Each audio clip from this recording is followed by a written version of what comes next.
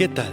Bienvenidos una vez más al devocional con el pastor Gerson González, donde día a día nos acercamos a las Escrituras para conocer y experimentar el poder del Evangelio.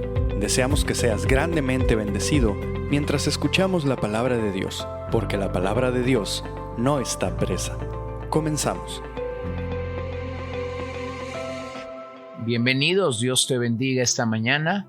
Es un placer nuevamente acercarnos a las Escrituras. Vamos a dejar por algunas semanas el libro de Salmos y me gustaría que viniéramos a una serie de devocionales acerca de las 7 iglesias que encontramos en Apocalipsis 2 y 3. Creo que el mensaje a las 7 iglesias de el Asia Menor que Juan escribe siempre es bueno evaluarlo en nuestra condición actual. Permíteme dirigirme a las palabras de Robert Hawker. La batalla le pertenece a Jesús. ¿Cómo fue querido Jesús que gentilmente extendió la mano para visitar a sus elegidos, incluso mucho antes de tu tiempo en la tierra? Decirle a tu pueblo que tus pensamientos eran para bien y no para mal. Cuando le apareciste a Josué en forma humana como príncipe del ejército del Señor, él instantáneamente reconoció tu glorioso ser como el mediador y cayó en tierra en adoración. Salve, Señor Todopoderoso, príncipe del ejército del Señor y de mi salvación. Has entrado en la guerra santa y has llevado cautiva la cautividad. Has conquistado completamente a Satanás, al pecado y a la muerte y el infierno por tu pueblo. Y ciertamente conquistarás todos esos enormes enemigos nuestros, a tu pueblo, y pondrás a Satanás bajo nuestros pies en breve. Verdaderamente, querido Señor, ya los has sometido, porque por tu gracia soberana en los corazones de tus redimidos, has hecho que tu pueblo esté dispuesto en el día de tu poder. Con la espada de tu espíritu has convencido mi alma de pecado, y con las flechas de tu carcaj has herido mi corazón con profunda contrición por el pecado. Señor, caigo ante ti, como lo hizo tu siervo Josué, y te adoro. Y con toda la iglesia de los redimidos, tanto en el cielo como en la tierra, confesamos alegremente que Jesucristo es el Señor, para la gloria de Dios Padre. Amén. Bueno, y cuando consideramos estas palabras, tenemos que llegar a la sólida conclusión que de esto es precisamente de lo que la iglesia se trata. Confesar que Jesucristo es el Señor para la gloria del Padre. La iglesia es la comunidad de creyentes que hemos venido por gracia y únicamente por medio de la fe para confiar que Él es el Señor de la gloria. Y debemos de estar muy agradecidos de esa manera. Ahora quisiera que llegáramos a este libro de Apocalipsis y pudiéramos considerar lo que allí tenemos para nosotros. Al revisar el mensaje de las 7 iglesias de Apocalipsis, nos damos cuenta o nos percatamos que aún en nuestros días, en algunos círculos cristianos, hay cierta dureza para recibir estos mensajes. Les parecen muy duros y fuera de la fe convencional que se ha querido compartir en nuestros días. Sin embargo, cuando llegamos a ellos nos damos cuenta de lo actuales que son y de nuestra necesidad de regresar a Cristo como el único centro y dueño de la iglesia. Así que qué bueno que estos mensajes los recibió Juan, el apóstol del amor, y no Juan el Bautista, imagínate. Para aquellos que creen que estos pasajes son duros, escritos por la pluma de Juan, claramente bajo la inspiración del Espíritu Santo. Imagínate en la pluma de Juan el Bautista cómo hubieran sido. Bueno, en el capítulo 1 nosotros podemos reconocer que esta profecía vino en forma de una revelación acerca de Jesucristo para la vida de Juan. Y yo creo que hacemos bien cuando estudiamos el libro de Apocalipsis de nunca dejar de ver a Jesucristo, nunca dejar de ver la obra de Jesucristo, la victoria de Jesucristo, el gran triunfo de Jesucristo, el reino de Jesucristo. Y yo creo que esa es una buena manera de entrar a este libro. De hecho, el verso 3, capítulo 1, verso 3, nos dice que realmente si tú lees y pones por obra la palabra que hay en este libro, vas a ser bendecido. Bueno, antes de introducirnos al mensaje de Éfeso, que es el mensaje a la primera iglesia, permíteme reconocer que hay 4 formas de interpretar estos mensajes. Número 1, de una manera literal.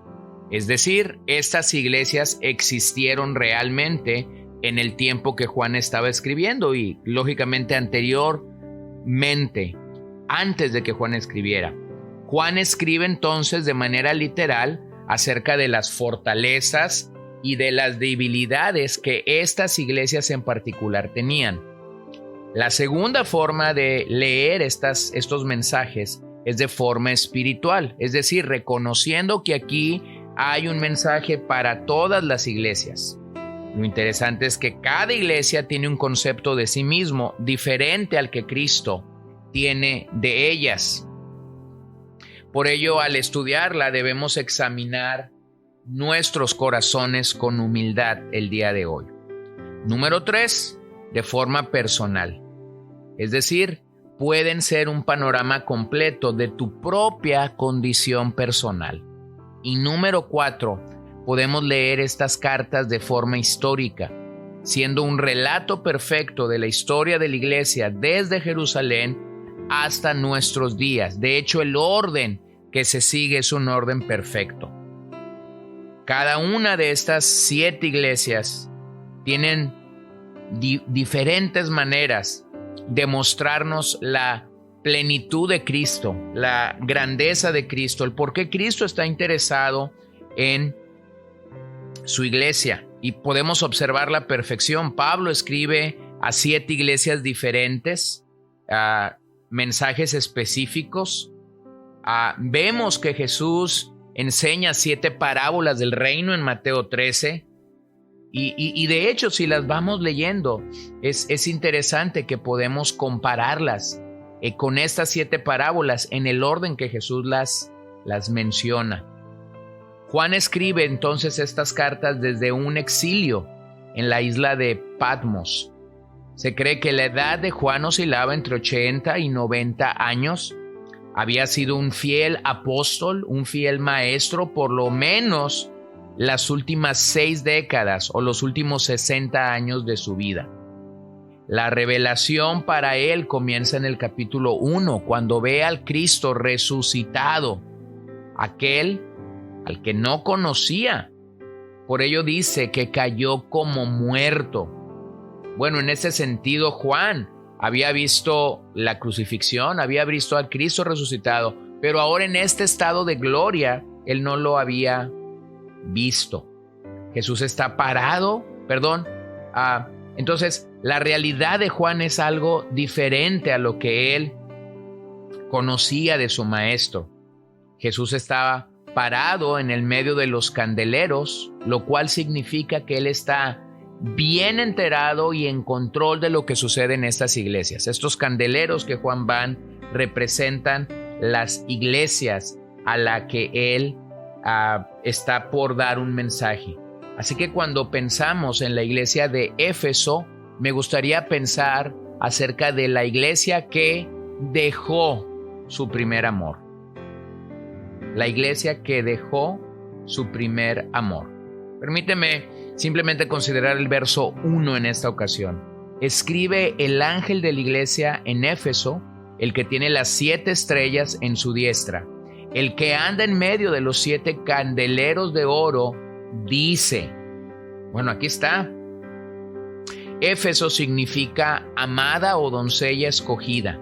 Así que cuando el Señor está escribiendo esta iglesia, está escribiendo en una forma de reconocer que esta es la iglesia amada, escogida por Él. Era la ciudad más importante de Asia Menor, tanto en comercio como en política. Era una ciudad dominada por la superstición y las prácticas satánicas. Era la ciudad del gran templo de Diana o Artemisa. Desde allí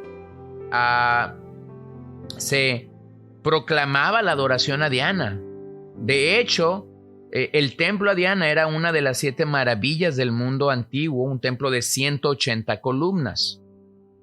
Diana era una diosa que tenía una cabeza grotesca y muchos pechos. Se creía que en ella encontrarías el placer total. Para el año 96 después de Cristo se cree que esta era una ciudad con una población de 225,000 habitantes. Era una ciudad grande para aquellos días. Pero también quiero que pensemos en la iglesia. La iglesia en Éfeso había sido fundada por Pablo. Él había permanecido allí por 3 años. La historia de su fundación la encontramos en Hechos 18 al 20. Fue una iglesia instruida por Aquila y Priscila, pastoreada por Timoteo y el apóstol Juan, el cual se cree vivió aquí los últimos años de su vida en esta ciudad. Bueno, cuando Juan comienza a escribir, la palabra ángel o ángelos significa mensajero. Se refiere a una persona que tiene autoridad espiritual sobre la ciudad, es decir, como el dirigente de dirigentes. Aunque la carta está dirigida a su pastor, también es una carta para esta iglesia en particular. Éfeso, al significar amada, deseable o doncella escogida, nos refiere a que a esta iglesia se le podía llamar la madre de todas las iglesias en Asia Menor. Éfeso era el líder en la provincia de Asia. Bueno, de hecho, las 7 estrellas mencionadas aquí son los pastores o los líderes encargados de alumbrar cada lugar. Y el brazo derecho es señal de autoridad. Así que, ¿cuánto necesitamos entender la autoridad que Dios delega sobre varones de Dios para cumplir el cometido, el gran cometido de pastorear la grey de Dios? Esto no es algo simple, sencillo y que deba ser tenido en poco. Así que Jesús es quien tiene en su mano derecha las 7 estrellas.